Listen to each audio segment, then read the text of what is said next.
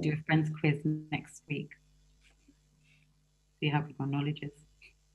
I think it is pretty amazing, all said and done, that given the situation globally that we're in right now, that we do have the technology to do this. We were talking earlier amongst ourselves about these things, and I moved overseas my first time. I was in my early 20s, and to call back home was like a really expensive proposition to call my parents, and you'd think about how much this is costing me, whereas now we've got people from all over the world sitting here chatting.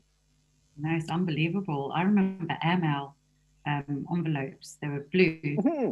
You'd literally, do you remember the airmail envelopes? Yeah. Going back about 30 years. Yeah, we're really fortunate. We can actually do this from our laptops, phones, or, so still stay connected as much as we are. I think we've definitely transitioned, and hopefully people have moved, sort of as fluidly as they possibly can. Sort of given the work set up, which is, yeah. Being a little bit of a grumpy old person as well, I will say there's certain things I miss, and especially you mentioned the airmail envelopes. When's the last time any of us wrote a letter, right? And I remember my wife would get letters from her aunt in the blue little airmail, and she had this amazing, beautiful handwriting, the handwriting that people that actually only ever wrote would have. Whereas, mine's more like, I suppose the keyboard is a godsend for me because I can't even read my own handwriting, let alone let somebody else read it. I think we were very lucky at Steel in that when we've always been remote. So when this remote pivot happened, we were very prepared for it. So we were able to kind of hop on the transition into doing all of our things digitally much easier than a lot of companies might have, which was quite pleasant, really, in the grand scheme of things. Had Steel run any purely virtual events? I know internally you must have used a lot of these systems, but had you run any purely virtual events before the pandemic happened, or was the pandemic the catalyst for it? It was, yeah, because we have such a heavy focus on live events all around the world, and there was never any reason for us to think maybe we should do that digitally. But we, our events team were learning how to operate Zoom and how to put these things together as everybody was. And we had such a quick turnaround to do it as well. And they did so well in just learning how all of this stuff works, because it's a completely new world for event managers at this point. But no, we were super proud of how that app turned around. That's the other fun thing, the background noises. We're on a Monday stand-up in our company, and it seems to be at the exact same time that there's always a fire alarm test in the building that I'm in. I'm hoping there's not one today. You never know. You'd hope that it wouldn't go longer than the test alarm, because if it did, then you'd have to just leave your stuff and go outside. Oh God, and we couldn't take the lifts. I remember when I worked at Trade Doubler, we were on the 24th floor. Going down the stairs is just as painful as going up.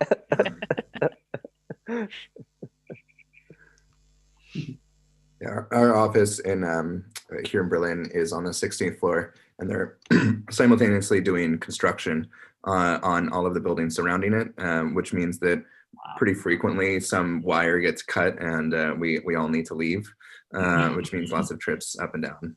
But 16 is not as bad as 24, so I suppose you have a speed there. I didn't need to go to the gym, put it that way. Yeah. Gotta get that 11 a.m. cardio. I've got the subtle cue that we can get started, because there's some guests trickling in now. So to everyone coming in, welcome, hello. Welcome to the return of the PocketGamer.biz roundtables. I'm your host, Danielle Partis, and I'm the newish editor of PocketGamer.biz. This little roundtable has been put together in association with AdInMo, and it's all about the new rules of in-game advertising. So I will first off introduce Kristan, who is the CEO and founder of AdInMo. So hello again. Hi there. Hi. So do you just want to give us a little background into AdInMo and what you guys do? Yeah, sure. We're an in-gameplay advertising platform. So we place brands directly into the gameplay of games instead of being interstitial interruptive.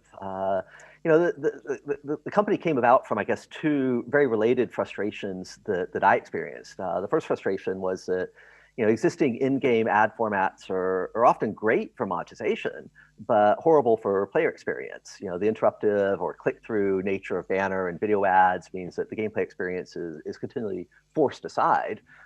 for monetization moments. And success means a player clicks and leaves the game. So I thought there'd be a better way to do this. But that led to the second frustration, which is if you want to put traditional interstitial or reward or banner ads in your game, there's dozens of monetization SDKs that you can use. Some offer better or worse CPM, some are easier or harder to integrate, but they all basically work the same because the ad units they represent are commoditized, which is great because it's easy, but it also means that there's not an easy way to put in new types of ad units. There wasn't a similar way to kind of create these in-game brand relationships at scale. You know, the most obvious example, I guess, would be a racing game. If you're a developer of a racing game and you're wanting to put billboards into the game with brands that are relevant to racing, you know, you have to reach out to every single brand that might that might want to do that, and that's not a skill set that most developers have, or even that they should have. So I wanted to create a marketplace for in-game brand interactions in the same way that, you know, an AppLovin or, you know, Ad Colony or Verizon Media, you know, you can go and download their SDK, put it into your game, and effectively kind of flip a switch and quickly and easily have ad monetization occur within a game. So that's how AdInMo came about. Perfect. Okay, thank you very much. Before we get into the meat of the roundtable, I will let our panelists introduce themselves. So we'll just go around the room where you are on my screen. So we've got Niki first. Hello, Niki. Hello. Hi, my name is Niki Chana. I'm currently contracting at Verizon Media on the publisher partnership side. Been in the industry for over a decade, and I'd say that I've grown up with all things digital media, which has transitioned from your traditional desktop to mobile and now mobile in-app. Absolutely love what I do, and it's a pleasure to be a part of this roundtable today, so thanks. Perfect, thank you. And on to Nate. Hello. Hello. Hi, my name is Nate. Firstly, it's a pleasure to be here, so I want to thank everyone for joining us and also for putting this on. I work at Kolibri Games. We are a mobile game developer based in Berlin. Our largest game is Idle Miner Tycoon. And today we actually just released another game, which is Idle Restaurant Tycoon, which is very exciting. Our objective is to be the #1 idle games developer on the planet, which we believe we're well on the way to. We're about 100 people, and we were recently acquired by Ubisoft. So we just joined their family, and we're really excited to work with them. In fact, we launched a new project for their Just Dance franchise, where we've integrated that into Idle Miner Tycoon, which has been a lot of fun. In previous lives, I was got my start at Disney Mobile in the sort of earlier days, working on marketing campaigns, and did a 4-year stint at an ad network, Chartboost. So I've seen sort of both sides of the coin when it comes to advertising in games. And that's probably a long and short of it. And I'll turn it over to whoever's next. Brilliant, thank you. And last but not least, we've got Julien. Hello. Hello, Danielle. Thank you for having us, and welcome everyone to this roundtable. Super happy to be here. I'm Julien. I'm VP Operations at Homa Games. Basically, I'm overseeing the marketing and product team. And in the marketing team, basically the user acquisition and monetization managers, as well as our ad creatives production team. And in the product team, our game designers, as well as our recent internet studios that we have set up this year. And Homa Game, very quickly, we are a team of 75 people now, very diverse, with more than 15 nationalities in 4 offices, 2 in France, and also 1 in Skopje and 1 in Lisbon. And cumulatively now we have slightly over 250 million installs, with our 2 biggest hits being Skyroller and Nerf Epic Ranks. Perfect. Thank you so much, guys. Great to have you here. So before we get into the questions, I want to set the scene briefly, talking about a developer trend survey that PocketGamer.biz and AdInMo released recently. And out of that came a white paper, which basically discussed some of the new rules of in-game advertising in more detail. Now, that came out a little bit before my time at PG.biz, but that was something that you had a hand in, isn't it, Kristan? Could you tell us more about the purpose of that and how that went? Yeah, so we teamed up with Pocket Gamer to support the annual developer trend survey. And there's actually 2 different releases of it. The key survey conclusions are available from Pocket Gamer's website, but you can also download additional findings exclusively from AdInMo's own website in the news section. I think some really interesting insights surfaced from the survey. Trends such as how many ad monetization SDKs most developers are using, and I think we can all say it's a lot.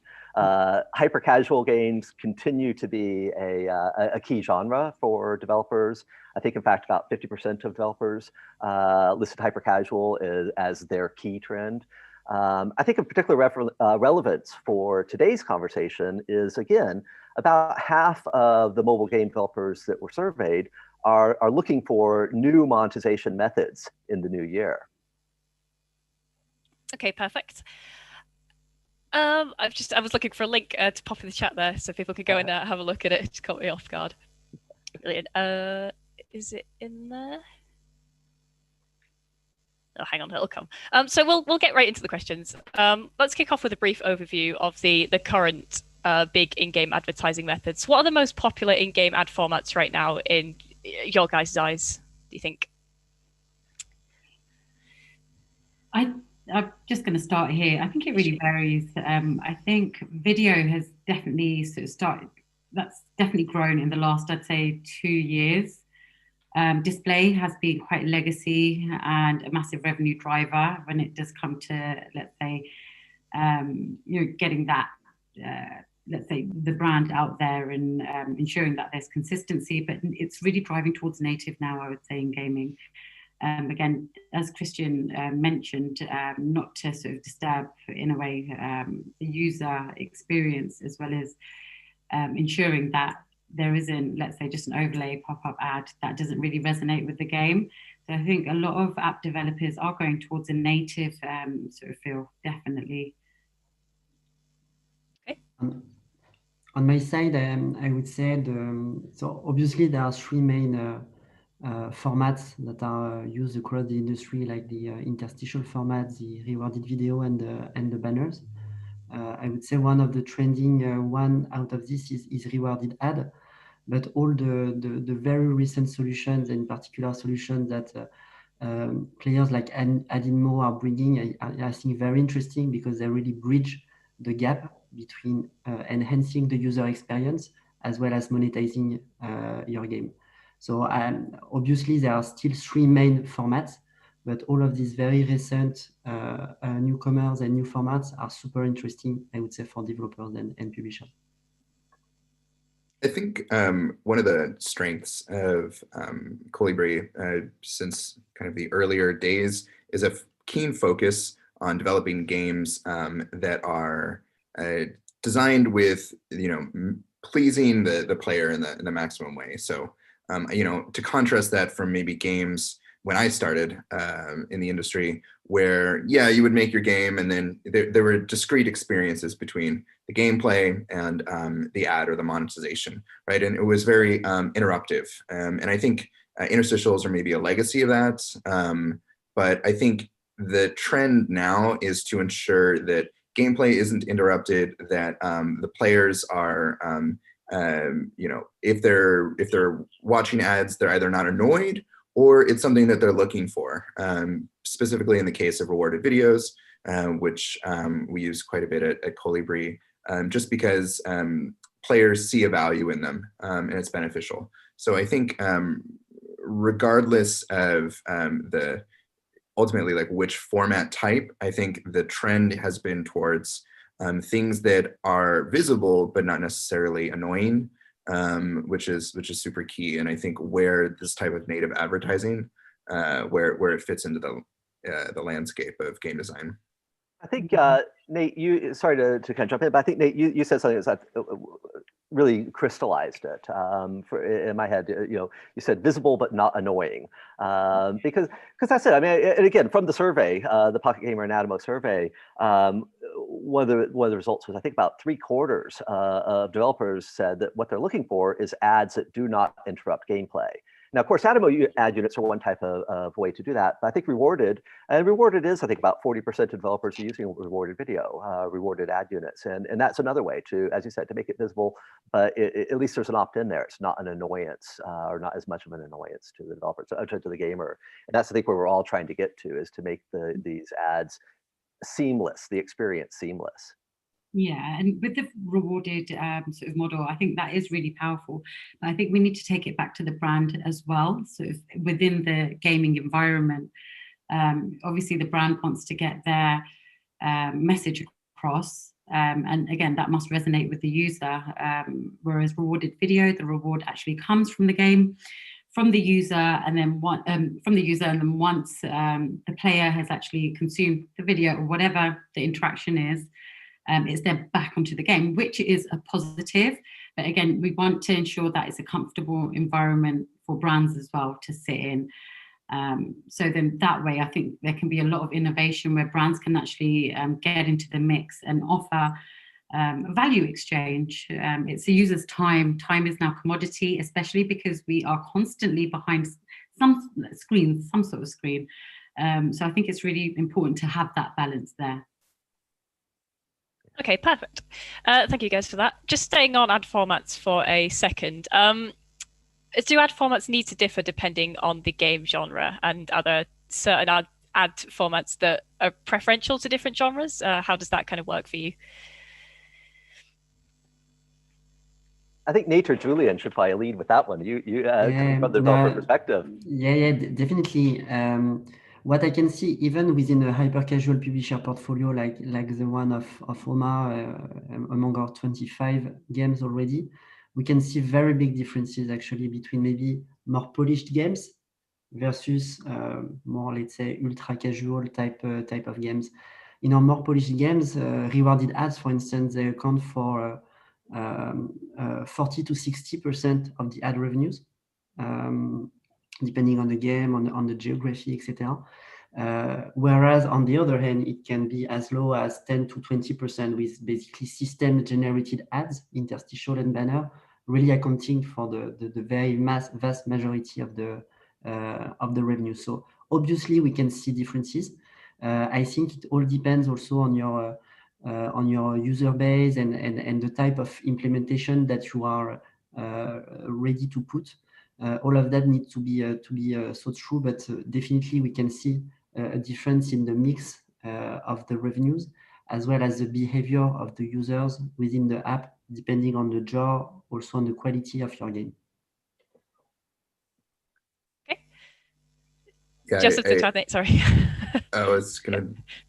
Okay, cool.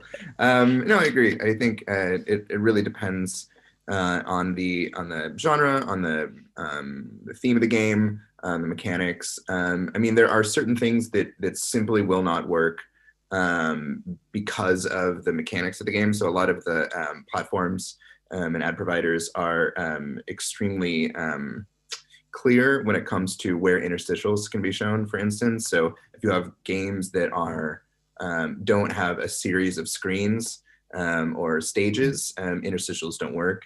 If you have something where you're going through a bunch of levels, then it makes more sense, and they tend to be a little bit more amenable towards that type of experience. And that's where you'll see this a lot with hyper casual, which tends to have a little bit more of like a pacing that sort of demands that the player progress through all of these different screens and stages, because you're basically trying to push forward this like fast-paced experience, right?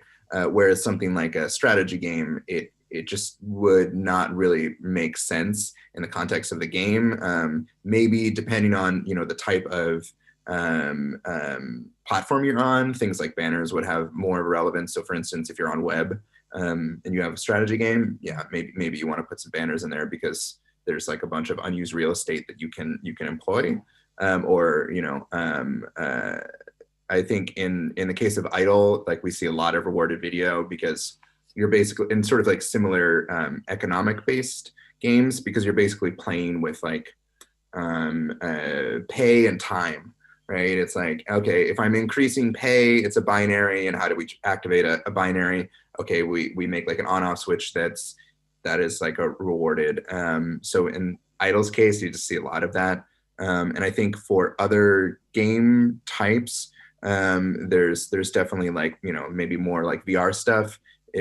Neither of those really make a whole lot of sense. Like I remember when VR games were getting super big, like it was like 4 years ago. Everybody everybody was like really into VR, and there were folks that were kind of focused on building experiences that would be like rewarded video because rewarded video was working, but it doesn't, like they'd be like, okay, well there will be a movie theater, and I hope that nobody was working on this is on this, but there would be like a movie theater that would pop up, and you'd like watch an ad in the middle of like the VR experience, which doesn't really make sense for VR. Like maybe this is a great way to make a bunch of money on idle games, but if somebody's doing an immersive VR experience, it's sort of, you know, discombobulating. So yeah, it definitely depends on like what feelings, emotions, and experience you're trying to evoke from the player. If you want them to be immersed, that's, I think, a case where things like native makes a lot more sense. It's like has a value in the universe that you've created. Okay. Yeah, I totally agree with that in a way. And I think it's, you know, sort of the difference between paid for apps and free apps as well. It depends on the revenue KPIs of certain developers as well. Obviously, the game's their baby, but again, it's looking at the most sort of sufficient way to drive revenue across those games. And like you said about genre, entertainment, that lends itself to video, a bit more sort of engaging formats, more interactive, versus like a strategy game where if you just all of a sudden get interrupted, it's more like you'll just, you know, associate more of a negative emotion, let's say, with it potentially. Unless it's your favorite, absolute favorite brand, and they're offering you 50% off your next purchase or something. So you have to be quite careful. Okay. Have you got anything to add, Kristan? Or we cool to move on? No, those are all great comments. Cool, perfect. Okay. So in the white paper that you guys released, we saw that in-game purchases were leading the charge on in-game ads by like 58%, and that was followed by, as Julien mentioned earlier, video rewards at 40% and interstitial videos at 33%. But when we were looking at ad formats that companies were looking to trial in the next 6 months, we saw subscription ads come out on top with 30%, and dynamic in-game advertising following with 26%. And that's kind of your remit, isn't it? So I wanted to just dig in a little bit to dynamic ads. Can you just begin by like explaining what a dynamic ad is and how it operates? Yeah, I mean, a dynamic in-game ad is it's basically, you can think of it as a green screen at the simplest level. It's a developer, I think, to use Nate's term, finding at the very earliest, the easiest way is finding unused real estate in the game. So a billboard, you know, rather than putting a blank billboard in or a billboard with a fake ad. We can fill those, or we can fill those with real ads that are actually relevant to the player programmatically. That's the most kind of simple, I think, most obvious examples. The purpose here is, I guess, twofold from or three if we include the player. From a developer's perspective, the ads, and again, to use your term, Nate, these ads should be both visible and not annoying. You know, we are trying to, I think, advertising in general is it's a little bit of a necessary evil. As Niki said, it's the price we pay. That we pay our attention for getting these amazing free games that we're not otherwise having to pay up front for.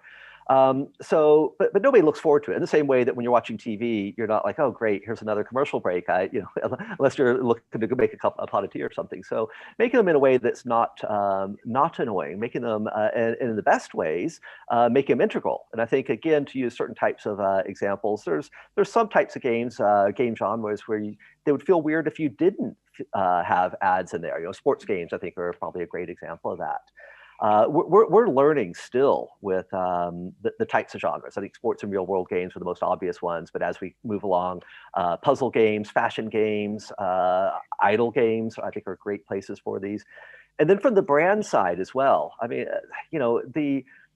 just because an ad is visible doesn't mean that that was meaningful or memorable, right? And I think we're all blind to these ads now, to the interstitial ads. What can anybody remember the last video ad they saw in a game? I certainly can't, and see dozens of them a day. So I guess from a brand perspective, and Niki can maybe follow up on this one a bit more. You want memorable. You want visible, you want not annoying, but you probably also want memorable or impactful. There's another measurement there. And what we've seen with the AdInMo ad units for the research we've done is that they're about 3 times to 4 times more memorable than traditional ad units in games today. So that's something that, of course, brands resonate with a lot. Yeah, absolutely. And I think when you make the user feel special, even if it is, let's say, not a boring brand, but like a financial client or something like that, you want to be able to really take that to the user and make it quite fun. And that, I think, is the execution of the ad. I think it's the design, the execution, and how interactive a user can be. And what best way to measure the success of a brand is obviously by engagement, looking at the hotspots where users have actually interacted with click. Some brands have even inserted lead forms, let's say, within their units to drive users signing up to, let's say, a subscription or a potential sample. But when I was at Collective, now at Zero Group, one of the main, I'd say, USPs was actually the creation and delivery of excellent units and formats, and this was across mobile as well as desktop. But they were fun. Something, for instance, like the National Lottery on your mobile phone, you could actually shake it, and then you'd get some confetti falling down. That's quite fun. That would actually make me want to play with it. Have a sort of just see what's actually next. So I think when you do get the user, really sort of understand them in the sense that your target audience, brand knows their target audience the best unless they're prospecting, but you want to make it fun. And going back to your point is eliminating ad blindness, because there is a lot of ad blindness there. There was a study done, forgive me, I forgot by who, but I think it was around 10 years ago even, and it basically said that most clicks are driven by children on websites. So again, it's about sort of really understanding the conversion, but trying to get the user down the marketing funnel. And again, I think that's really important in terms of how a brand actually speaks to their users. Obviously you want to remind your users that you're there. So that's your traditional display advertising, etc. But when you take it that one step further, you will be memorable. If Dairy Milk did a game where the gorilla was playing the drums. I don't know if you remember that ad where the gorilla was playing the drums with Dairy Milk. If there was, let's say, a digital version, you can make your own song and enter a competition or something like that. I think things like that really resonate well. Okay, so I think I like that visible but not annoying thing. It's a really cool way to put it, and I think that's where it's beneficial from the user end. But what makes these types of ads more beneficial from a developer standpoint over maybe tried and tested ad and monetization methods that they might already be familiar with? Like, what's the motivation to make the switch on their end? Yeah, maybe I'll start, and I would love Nate or Julien, your reactions to these things as well. And I know you guys have explored a number of different types of native ad units as well. Our belief is, from a vision perspective, our belief is that the current ad units are painful for a developer. It's a necessary evil, right? You put them in because it does monetize. But as I said, your best case scenario as a developer is the user clicks on this ad that they didn't want in the first place and leaves your game. Oftentimes to download a competitor's game. So that's that's the price you pay as a developer to get the monetization. To not have to drive an upfront purchase, or perhaps even for those users, they're not going to be payers. But it's a trade-off, but we think it's a painful trade-off. And so that's what we're trying to solve, is to come up with a better way to create that monetization, to create that experience for the players that also is hopefully better for the developers. No, go ahead, Nate. Oh, okay. You can read No, my no. mind. To be honest, I agree with you, Kristan. It's not something that we have tested yet at Homa, but it's something that we are exploring. Because as you say, I think it's an additional revenue stream that is user experience enhancing to many extent as well. I think it can also on some particular games fit in particularly well, as you were saying. So maybe in some runner type of game might be a bit more difficult, although I think it can be implemented. But in many of our titles, like Nerf Epic Pranks, for instance, where you have like a fixed camera with backgrounds such as rooms in the house or gardens, etc. You can really imagine, as you were saying, the green board being replaced by ads, and that would blend in actually very well. I think so. The benefits here, I would say, it's on this one, on user experience, basically monetizing without really losing anything on this side. Also, I would say, because it's much more skewed towards brand advertising rather than in hyper casual, we are also running into a circle where many of our interstitial ad and rewarded ad are actually advertised by competitors and other hyper casual. I would say with this type of ads, it's radically different. So I would say it's a second benefit. And then I would say, as well as solutions get to maturity, I think we've come to a place where many of the partners like AdInMo have developed SDKs that are also very stable, and that do not represent a risk for publishers and developers. It's always a tricky decision to add on an additional SDK into your app, because it can generate additional crashes, issues, etc.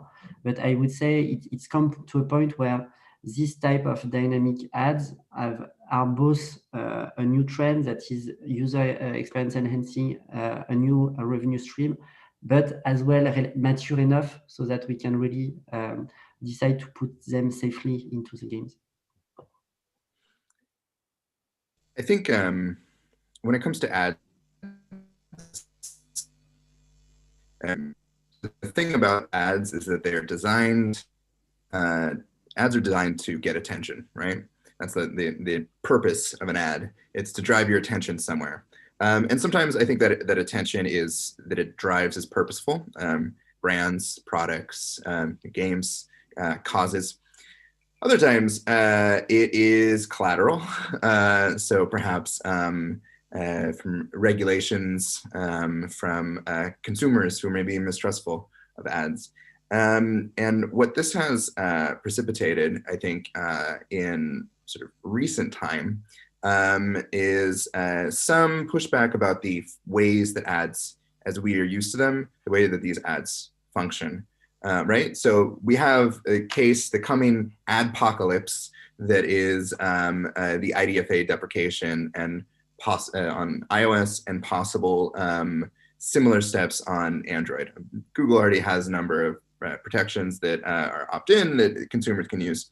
But I think the writing on the wall is pretty clear that the way that consumers are going to interact with ads, even behind the scenes, is going to change pretty dramatically. For most estimations, it seems like this is going to have a negative impact on the revenue aspect of how the ads are performing. So, if you're a privacy proponent, then this is a very good thing and good news. From the revenue side, maybe not so much. And, I think whether or not that's a fair trade-off is probably topic of a different conversation. But what this means is that developers who have built their game models around a certain amount of expectations when it comes to revenue are going to need to recalculate this when it comes to these changes that are coming pretty soon, probably January, February. So diversifying the sources of ad revenue is going to be of paramount importance.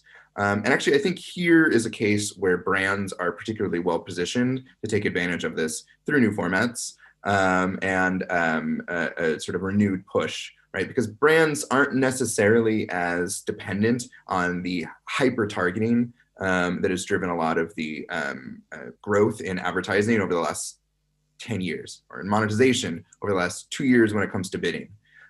So I think any developer who is looking for new ways to ensure that their bottom line doesn't evaporate will have to be experimenting with a bunch of different formats to see if they can kind of compensate for that likely decline in monetization. I'm not Nostradamus, but I'm pretty sure it's going to go down.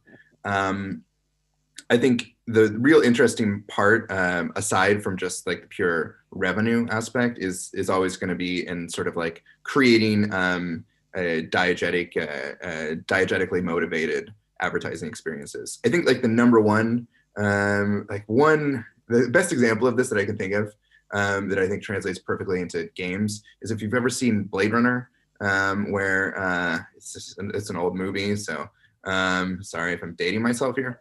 But basically there's a scene where the main character, Harrison Ford, goes to McDonald's, right? Or one of the cars goes to McDonald's.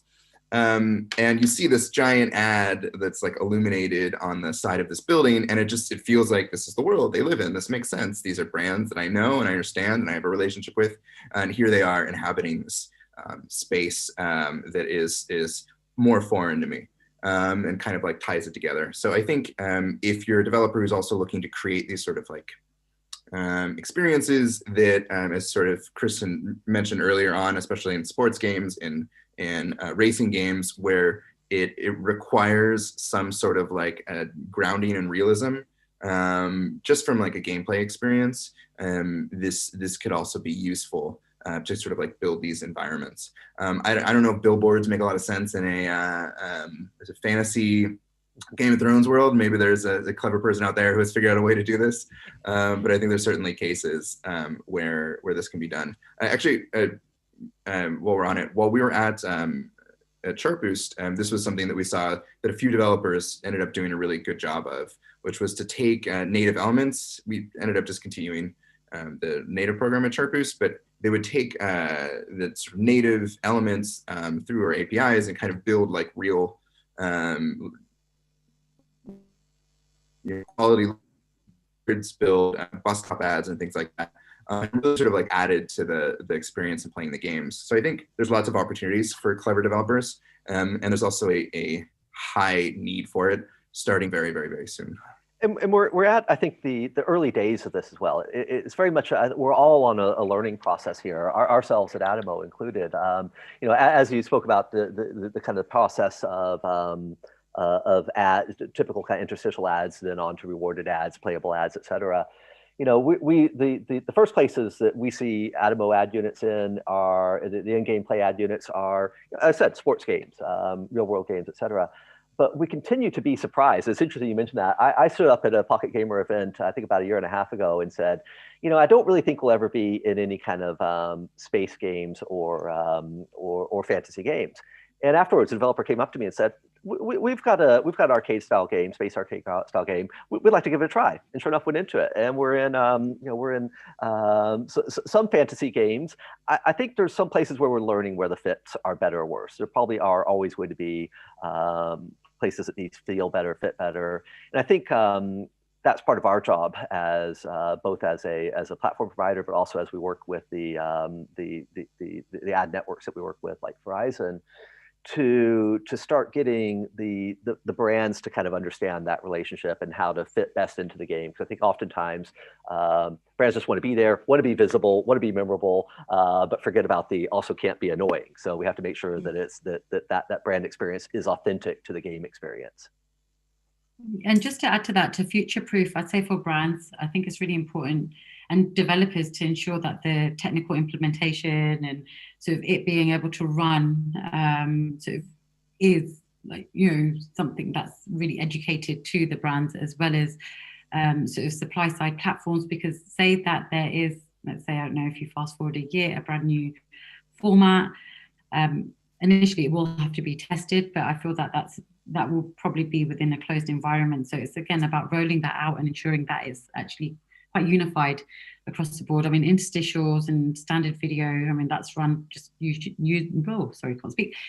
1-by-1 tag or a vast tag. And again, as we're becoming more and more advanced when it comes to targeting, running activity, and just making sure everything's flowing as it should be, we are going to see challenges along the way. But again, it's about learning those and understanding what's actually working, what will work and what's not.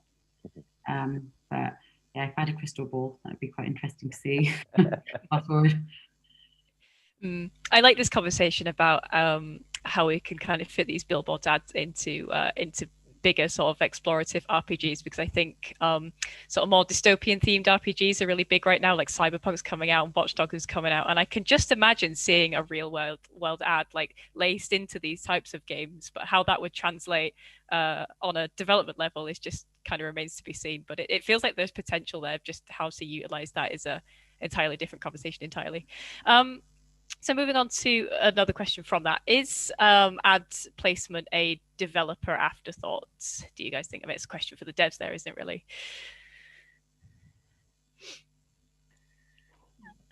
But maybe if I can start, I think it's it's an interesting question, because by definition, I would say monetization comes a bit later in the production process, right? Typically after at least 2 to 3 weeks, when the prototype has enough consistency to go beyond the marketability or the CPI test. However, I would say it needs to be really thought through the earliest possible.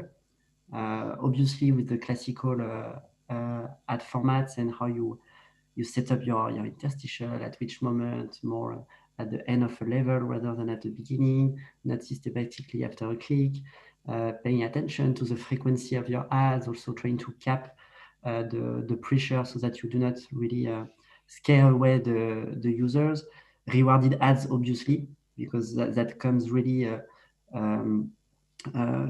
with a lot of intimacy with game design and what type of rewards you are providing to your users, and all of the premium skin, additional gameplay, special levels, chest rooms, whatever you name it, it needs to be so true. It goes the same, in my opinion, for dynamic ads, because depending on whether you implement it or not, maybe the way you design your levels, the way you set your camera, the way you really design your user journey might change as well. So by definition, it's an afterthought, but I would say the earliest the developers think about it and try to intertwine it with the design, the better.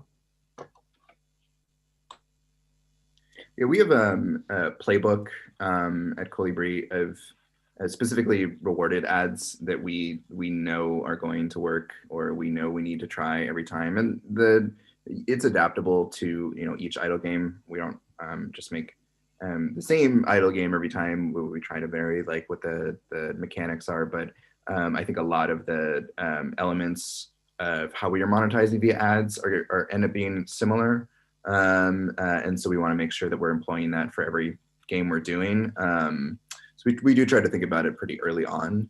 And I imagine, kind of like what Julien was saying, with most developers, if you're in the stage where you have kind of found your niche, that it's pretty important to think about this stuff kind of early, and figure where you can, maybe where you can innovate a little bit, where you can improve, and where you're just going to need to put in the same type of ad or other monetization.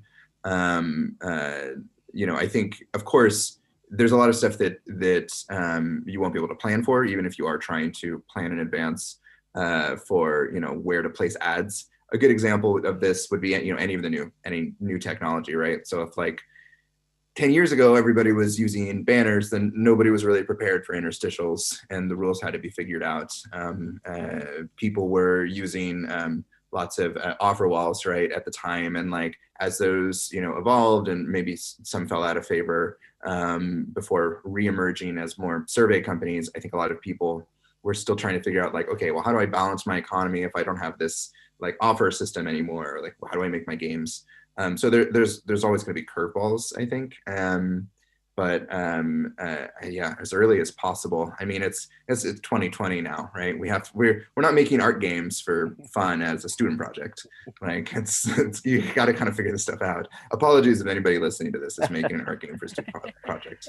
Yeah, I mean, traditionally that was the path, wasn't it? That you thought about monetization as a game studio, maybe around soft launch, right? And then it's been pulled in earlier and earlier as a part of the design process. And that's kind of the path that we're seeing now with AdInMo dynamic in-game ad units. Is the first games that we've gone into, generally it's been, to be fair, a bit of an afterthought. We have places within this game that are a natural fit, but the game's probably already out there.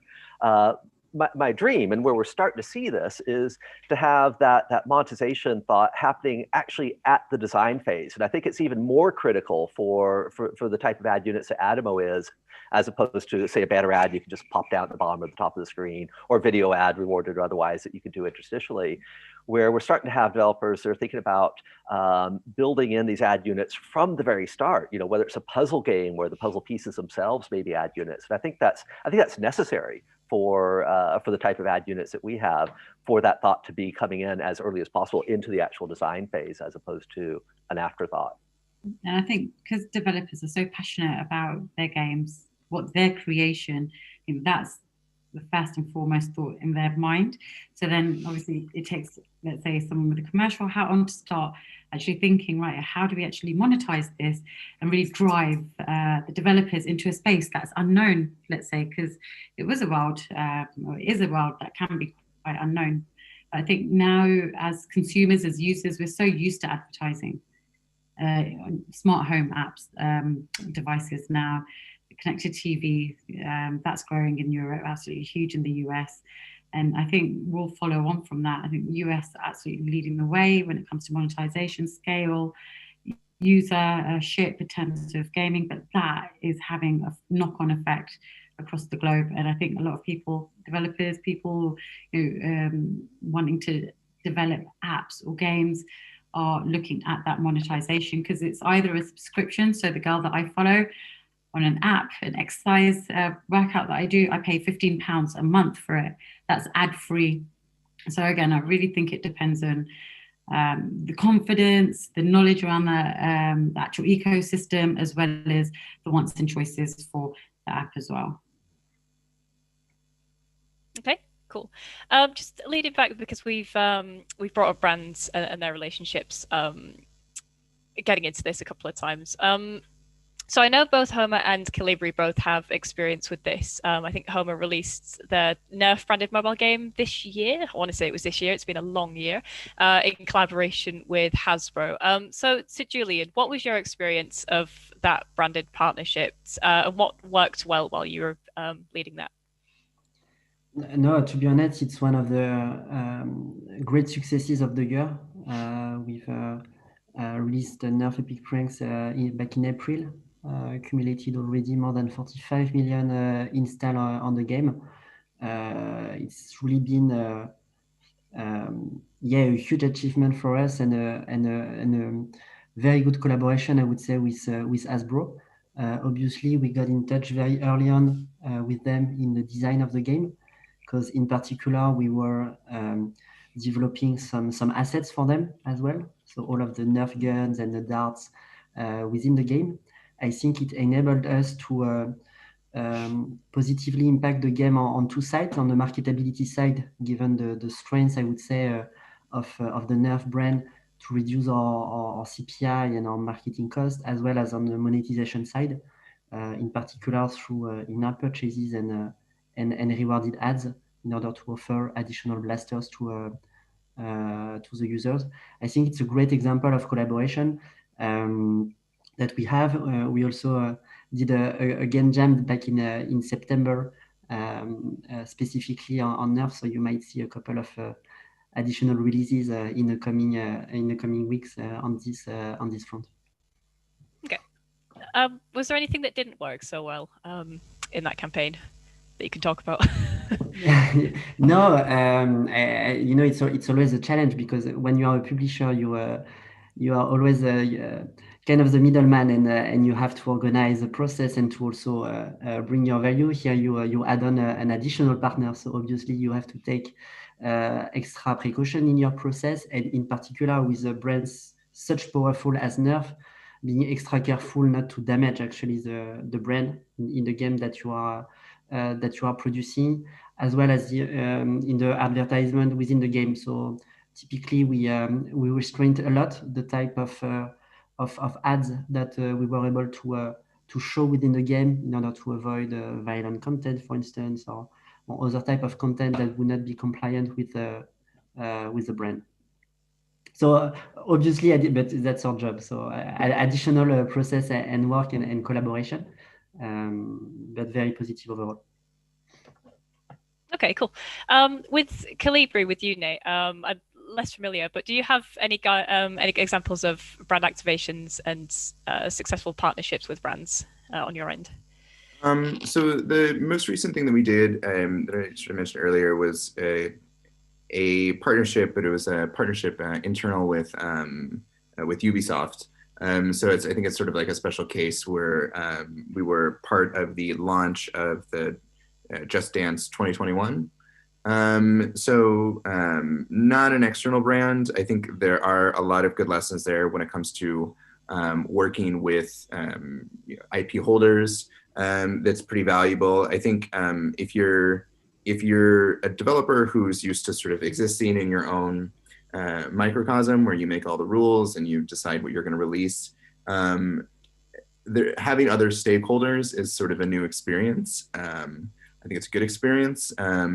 And it's interesting, I think, a lot to see what is valued, what you're thinking about and how it differs from, say, what a brand or an IP holder might be thinking about. So they might be thinking things like, well, it's really important that, XYZ logo is shown because that's like a big part of it. Whereas you could be focused on like, oh, I just want to make, use these characters because they're cute, which is an important learning. I think in terms of the effect that it has on the game, it's definitely extremely positive. In our case, for instance, we saw that it was very helpful for driving additional downloads. It can be extremely helpful for partnerships, particularly with the platforms. I think, although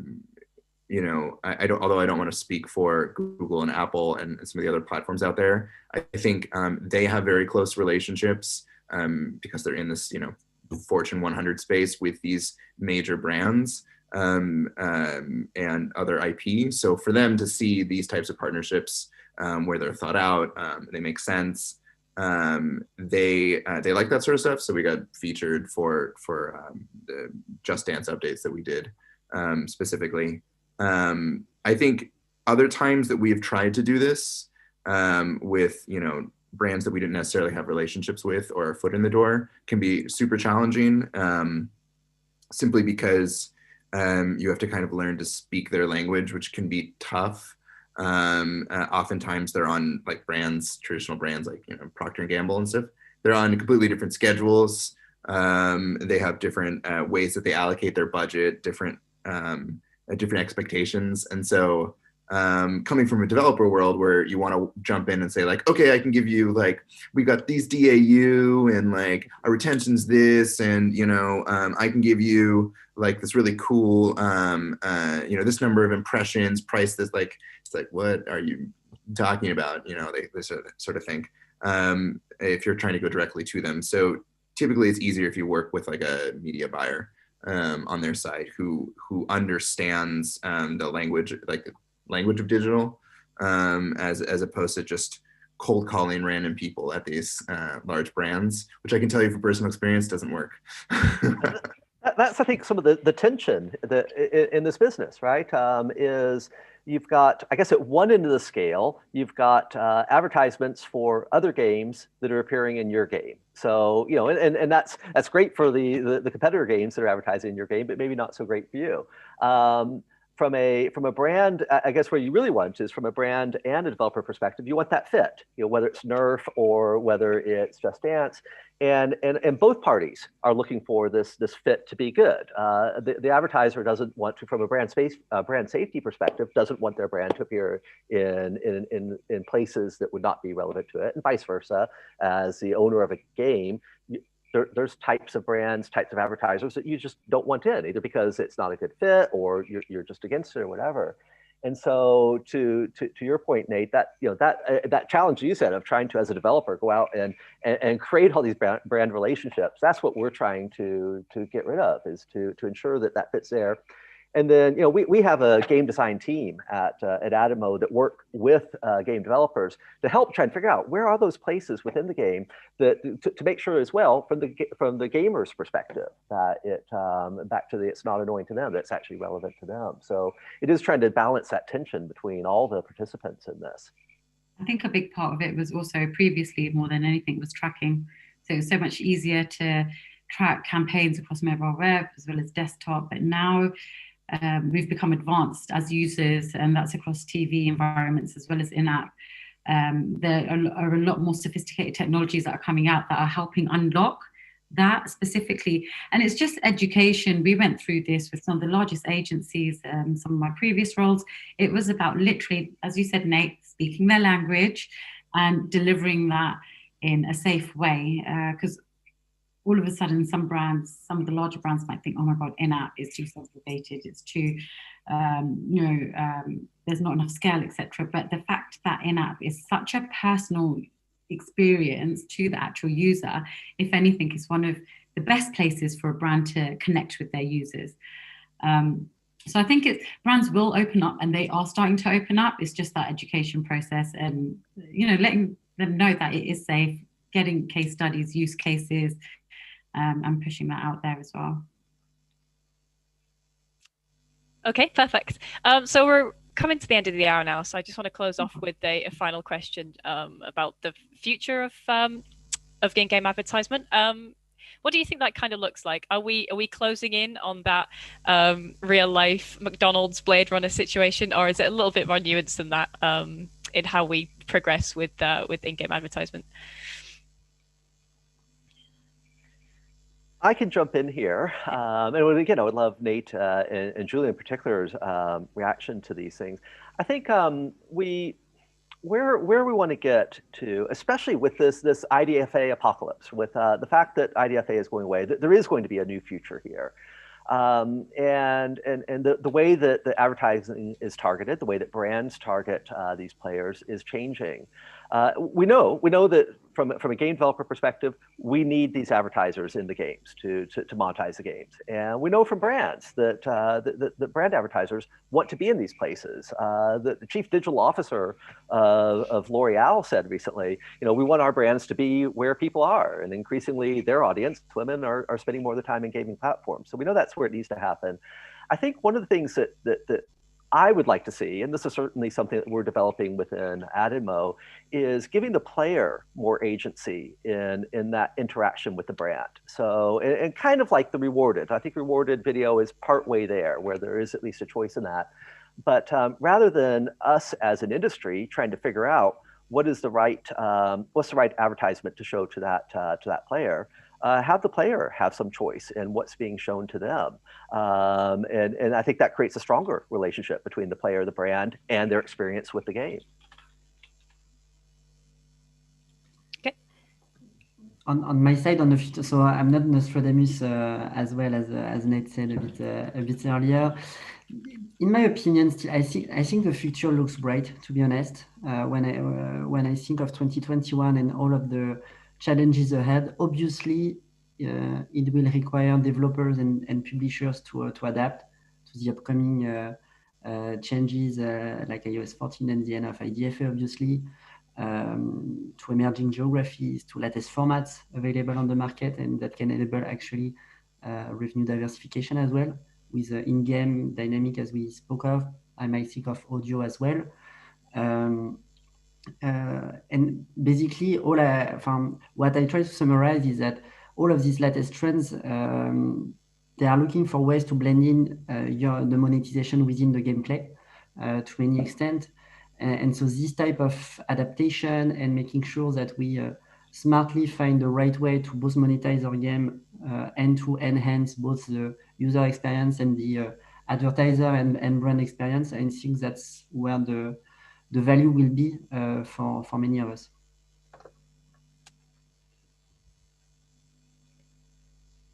Okay. Yeah, I was just gonna say I don't think I could have said it better than that. I just think the only thing that I'd add that's probably going to be pretty key going forward. I think people are just going to get a lot better at pacing of ads, figuring out where and when to show them, how to mix them together. Given that you can't be entirely reliant on a single format. I think that's going to be really important. Segmenting users will continue probably to be pretty important, and that's something that we're working on a lot. And I think that's my guess is we will see at some point a better blend of, or a better meeting of like e-commerce advertisers and mobile game publishers. Which, like, right now, if you open up any mobile game and you watch like most of the ads or see most of the interstitials, they're for other games. And I think the time is upon us when we're probably going to see, like, say, the Amazons of the world get a little bit better about like targeting particular games with particular types of ads that work really well for that. And then following the player through the like purchasing funnel. That's just my guess. And I think as we gather more findings from open market activity and the performance, I think that's real good ammunition to go to brands and speak to them around where their actual users are, where they actually are potentially spending, and how you can really sort of strategize that. Because again, brands are going to be in a cookieless world, let's say. It's almost like they're going to have to rebuild themselves up based on, depending on their business model. So yeah, I think that's really important to consider. Okay, perfect. I will wrap that one up there, but thank you guys so much for coming in. I just want to give you one more opportunity to let people know if they've got any questions where they can find you. So Kristan, we'll start with you. You can find me on Twitter, on LinkedIn, or Kristan at AdInMo.com. Perfect. Niki? Hi, you can find me on LinkedIn. Niki Chana is totally fine, and I'll make sure I get back to you. Cool. Nate? You can find me on Twitter, also on LinkedIn, or email me, nate.barker@kolibrigames.com, and I can answer whatever questions come my way. Perfect. And Julien? Same as my colleagues, LinkedIn, obviously, and my email, so my initials, jb@homagames.com. Perfect. And again, thank you to AdInMo for putting this together with us. It's been great to have you guys. And I hope to all see you again in another talk somewhere. I'm sure we've got lots of digital events on the horizon where we might meet again, or indeed physical ones if we can get back to that next year. But yeah, thank you guys so much for your input. Thanks for everyone for coming in and watching. Thank you so much. Thank you. That was a lot of fun. Take care. Brilliant.